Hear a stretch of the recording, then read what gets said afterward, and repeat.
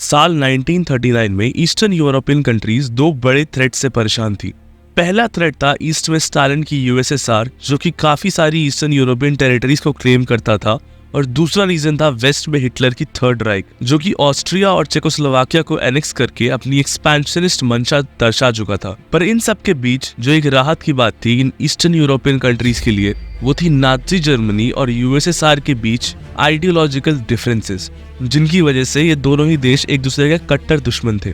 पर Soviet union के premiere Joseph Stalin Hitler से आइडियोलॉजिकल डिफरेंसेस होने के बावजूद सुलह चाहता था। स्टालिन हिटलर के गुड बुक्स में आने के लिए इतना डेस्परेट था कि उसने हिटलर को खुश करने के लिए अपने जूइश फॉरेन मिनिस्टर मैक्सिम लिटविनोव को फायर कर दिया। अब क्योंकि हिटलर भी दो फ्रंट्स पर वॉर नहीं चाहता था, उसने अपने फॉरेन मिनिस्टर जे वॉन रिबेनट्रॉप को मॉस्को भेजा सोवियत यूनियन से बातचीत के लिए। मॉस्को पहुंचकर रिबेनट्रॉप ने सोवियत यूनियन के साथ एक नॉन एग्रेशन पैक्ट साइन किया, यानी कि अब सोवियत यूनियन और जर्मनी एक दूसरे पर अटैक नहीं कर सकते थे। इस पैक्ट को मोलोटोव रिबेनट्रॉप पैक्ट का भी नाम दिया गया। दोनों देशों ने यह डिसाइड किया कि वो एक दूसरे के दुश्मनों की किसी भी तरह से कोई मदद नहीं करेंगे। इसका मतलब था कि सोवियत यूनियन अब फ्रांस की और नाजी जर्मनी जापान की मदद नहीं करेगी।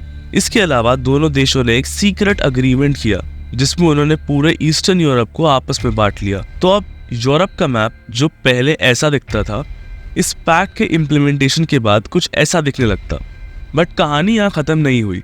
जैसे ही हिटलर ने फ्रांस पर पूरी तरह से कब्जा कर लिया और उसे समझ में आया कि अब यूरोप के अंदर कोई भी ऐसी कंट्री नहीं है जिससे उसे एक डायरेक्ट खतरा है, तो अब उसने अपना रुख यूएसएसआर की तरफ करा और 22 जून 1941 को ऑपरेशन बारबरोसा लॉन्च कर सोवियत यूनियन और स्टालिन को वर्ल्ड वॉर 2 की हिस्ट्री में सबसे बड़ा धोखा दिया। ऑपरेशन बारबरोसा एक फुल स्केल इन्वेजन था सोवियत यूनियन का, जिसमें जर्मन ट्रुप्स ने इनिशियली सक्सेस अचीव करने के बाद रिसोर्सेज की कमी, सोवियत विंटर और खराब लीडरशिप की वजह से वर्ल्ड वॉर 2 में अपनी पहली मेजर हार को फेस किया। पर इस ऑपरेशन के बारे में हम कभी और बात करेंगे। तब तक के लिए सब्सक्राइब करें हिंदुस्तानी हिस्टोरियन को और लाइक कर दीजिए इस वीडियो को।